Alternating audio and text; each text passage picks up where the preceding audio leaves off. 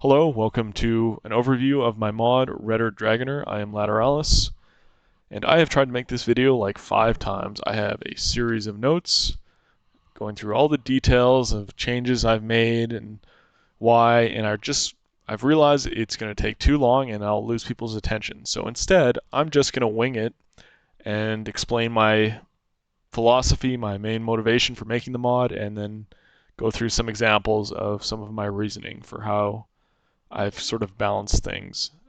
So my main motivation is I think vanilla deck building is ultimately, in the grand scheme of things, it's pretty shallow. I've heard arguments the other way. I disagree. I'll leave it at that. So I've started by just normalizing the cost of all the units in the games. And in terms of point efficiency as well as card efficiency and slot efficiency. So what do I mean by slot efficiency? Well, everyone knows the support tab is really crowded, and so I consider that when I'm pricing units and setting their availability. I consider how valuable the slot in that particular tab is, and I get really detailed with my reasoning on this. And what I think this will accomplish is it will allow people to build any particular deck in at least a few different ways, right? At least 2 or 3 different ways. Like that's the kind of minimum goal. If I had more depth than that, like I would be surprised. That'd be quite an accomplishment. But hey, who knows? Um, and obviously, like normalizing the cost of all units in the game, that might sound boring, right? And I realize that, and that's why I haven't like completely thrown that out. I've actually reintroduced like differences in unit strength and cost efficiency intentionally. And it's better when it's intentional because if it's just a random consequences of like Eugen's decisions that they didn't really, think too much about, right? Like, did Eugen intentionally decide for the M41 Bulldog in Denmark to be that OP? Like, I don't think so. Like, it was just an accident, right? Like, Vanilla's just kind of a series of accidents, and so what I've done is tried to reintroduce some of that flavor, but like intentionally, instead of like a gross way, in sort of an elegant way. So, yeah. So let's go through some examples of kind of like how I balance things. So for one thing, here's a subtle kind of thing. Not a lot of people might realize that 15-point trucks, you actually get less total supply per card. And it's not just that you get less supply per point and worse off-road speed, you actually get less total supply per card. So I just kind of felt 15-point trucks as well as obviously 10-point supply vehicles were just really card inefficient. So I normalized the supply per card of 10 and 15-point supply vehicles with to be the same as 20-point, more or less, depending on the bonus of the deck, the availability bonus of the deck you're playing. So that's just one example. 30 and 40-point supply vehicles, I think they're totally fine in vanilla, and so I left them the same. Um, Also, supply helos have been buffed in terms of their card efficiency as well. So there's that. Another example is stuff like something like Digger's 90.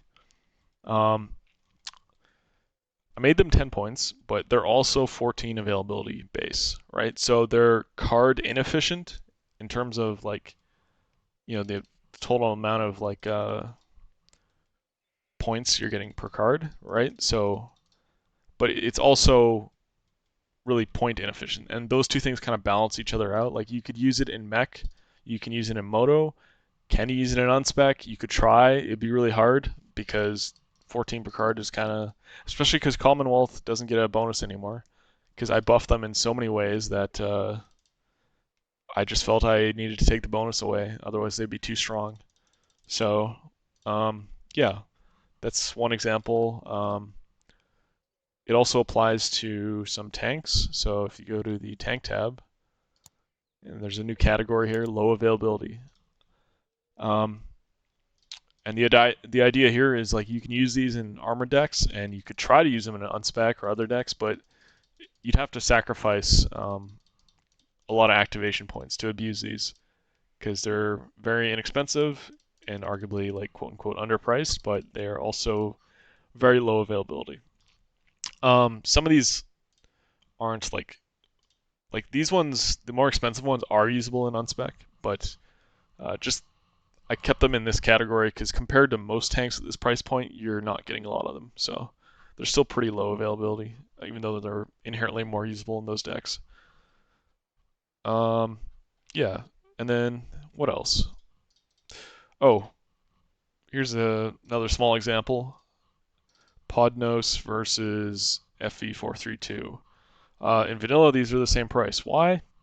God knows why. Like, obviously one is way better than the other for an obvious reason. So you save a little bit of points on the Russian one, which, you know, the to use a marginal utility economic concept, like you actually those 5 points can be worth a lot in the opener, right? You can if you ever try to do an opener and you just need 5 more points, like you know what I mean. So I didn't make it like 20 points or something ridiculous. It's just like you save 5 points in your opener, and in exchange you only get half the ammo.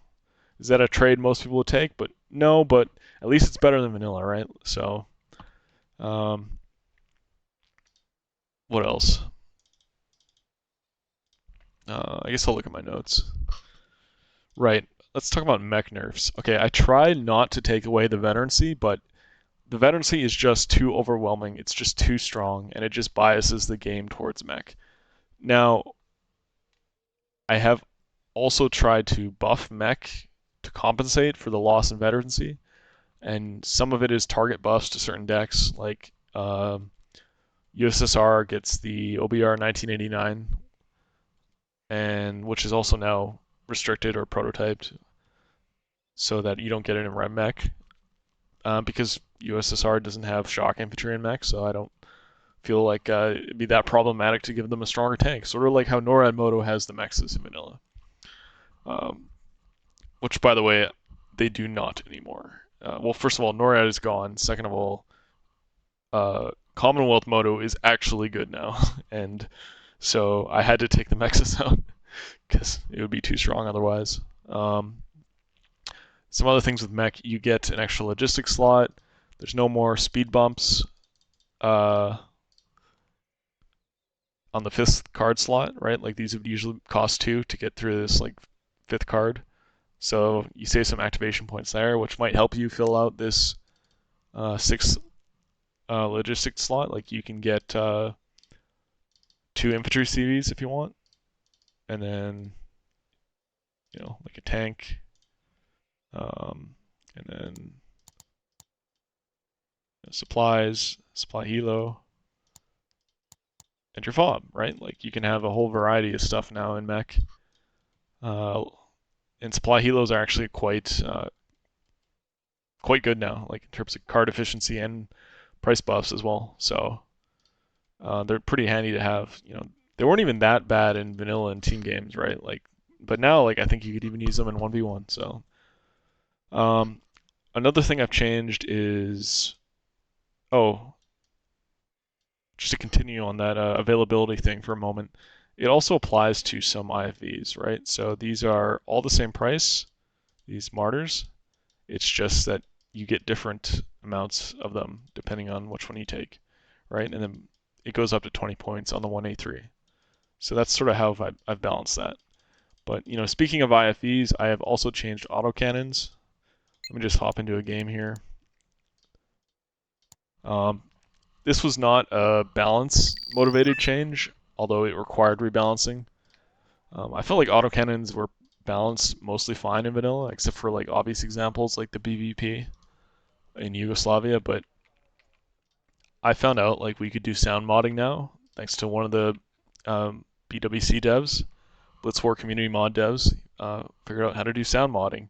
It's very limited right now, and it's hard to do, so I only did a little bit just to get these autocannons working, but you can see these actually have a hit roll for every single round. right? So in vanilla, the warrior is actually an exception. You actually have like I think 6 hit rolls per salvo, I think, in vanilla. Oh, wait, am I wrong? Let me check. No, it's the same, yeah. So every autocannon basically has 2 hit rolls per salvo. But now, every shot is a salvo, or is a hit roll. Same with the Bradley. And then with the sound modding, you get matching animations and sound effects for some of the IFEs. Not all the autocannons are perfectly matched because it's a lot of work, and I'm not sure I can even do. It might be technically limited to do all of them, but that also required lowering the AP, or sorry, lowering the lowering the AP as well, because obviously like the effective rate of fire is way higher now, right? Like you have the 31 rounds a minute or 31 hit rolls a minute in vanilla, and now it's 66 for the warrior, right? So you've doubled the rate of fire.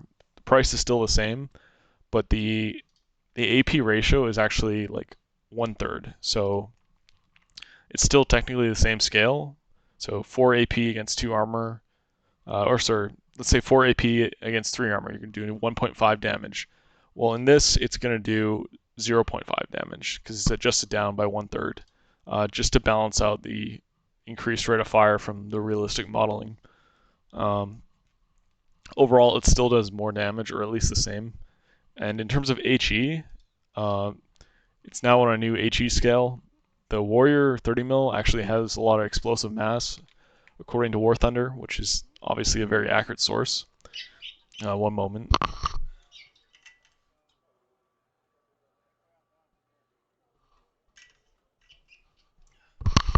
Okay, where was I? Yeah, War Thunder, great source. Like 100 grams of explosive mass in the Warrior compared to like 11 grams in an RH202 high explosive round on the Martyr. So like nearly 10 times the explosive mass.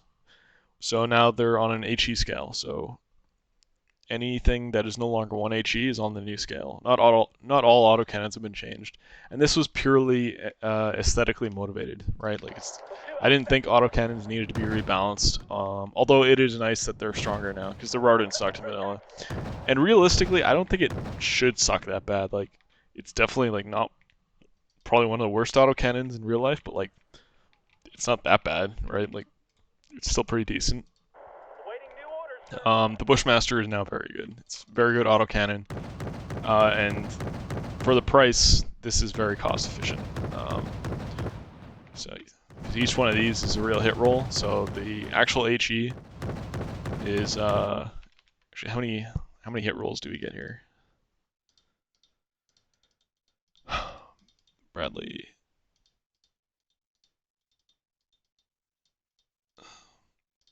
Right, it's 8 hit rolls per salvo. It's 145 per minute compared to vanilla, which was 27. So like 5 times as much, nearly 5 times the rate of fire as vanilla, but only 1/3 the damage output in terms of HE. So yeah, it's definitely like a lot stronger. But at the same time, the 2A42, some of the stronger autocannons in vanilla, they're still very strong, and in fact, they've also been buffed. But that also means they've actually gone up in price. So depending on the IFV, that like kind of changes the value. Like the BMP2 was like okay in vanilla, like kind of expensive. Now it's like really good for its price. So that's kind of how that works out. Another example might be like the TH495. Like it's still the same price. The damage output has gone up a bit, and there's numbers on the spreadsheet for the mod that explain like the changes in damage numbers and like DPM. If you're curious about the details, you can look at that. Let's see what else. Oh, another thing that I think is important that I want to mention is, where is it? Okay, so every deck now has some kind of cheap spag, or in some cases, it's even like a cheap Igla truck. Just something for base defense or flank defense. And these kinds of changes I've made to make the game state less fragile, less.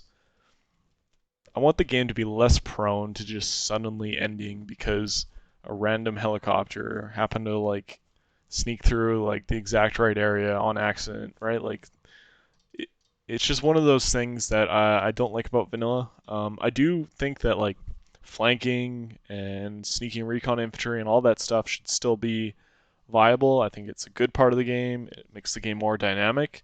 I just think to some extent, some decks struggle so much with it that it almost makes them unplayable because like certain decks have really good tools for like base defense or flank defense and flank security, and some just don't have any tools really, like or effectively any tools without making huge sacrifices to the rest of the deck.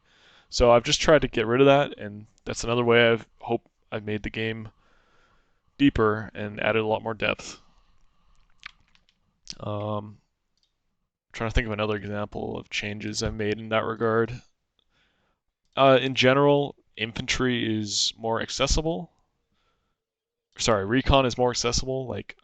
So 15-point regulars are now 10 strength and they have a machine gun.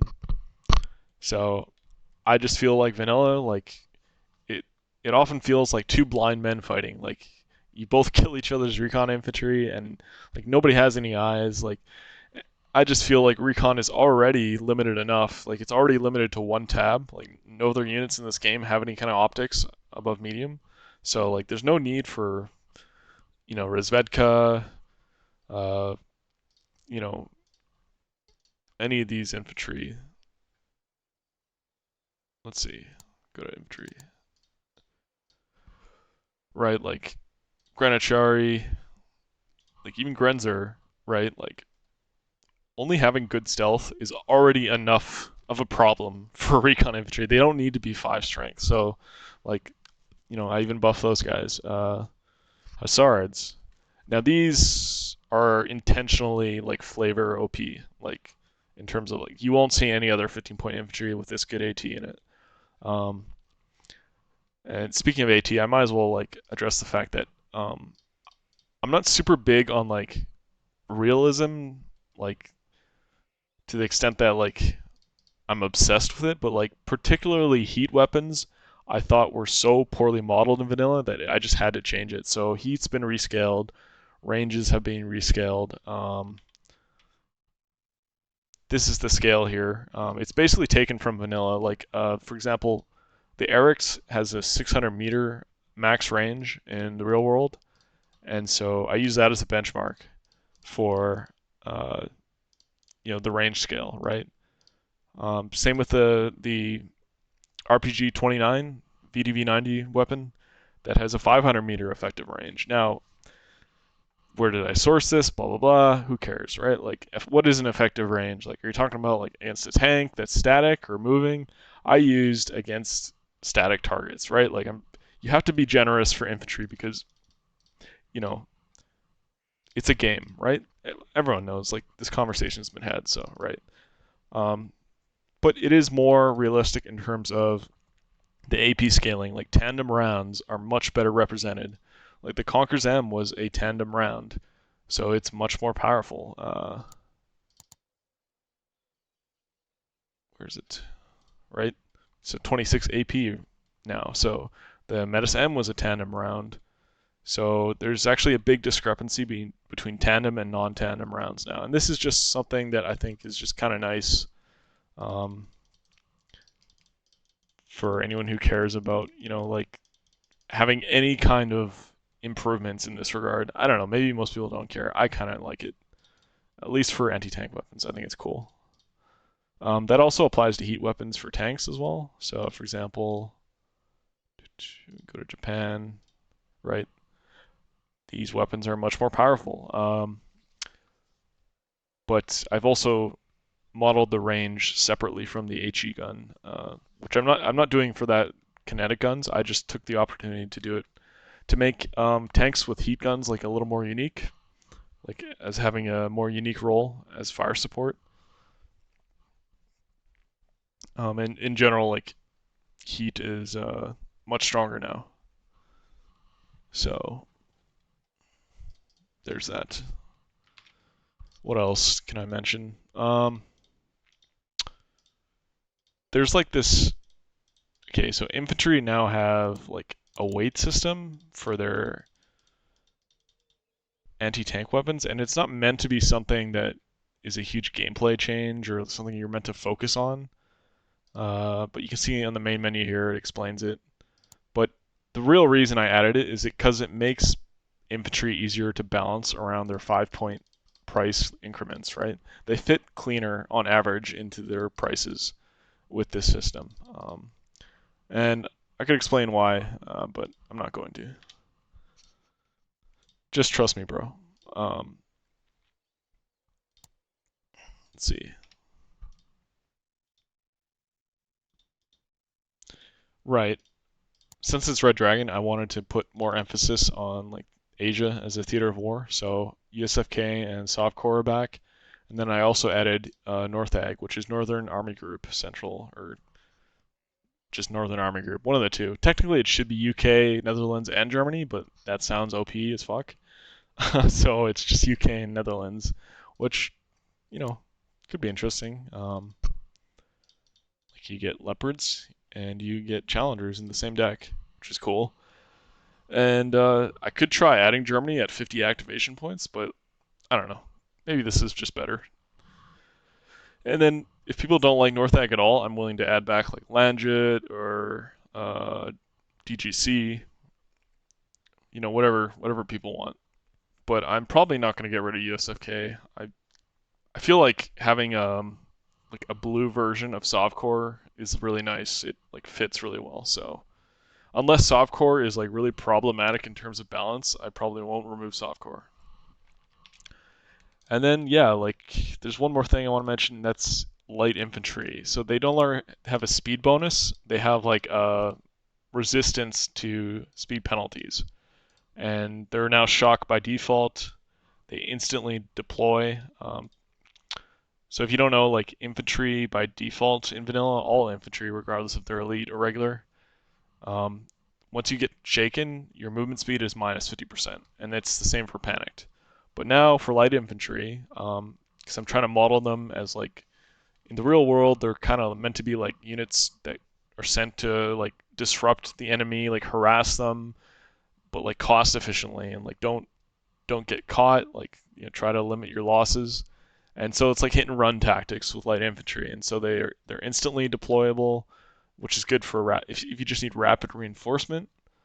Like you can put light infantry in helicopters, and they're gonna get there pretty quick because they instantly deploy and then they're in a helicopter. So I thought that was kind of a cool concept.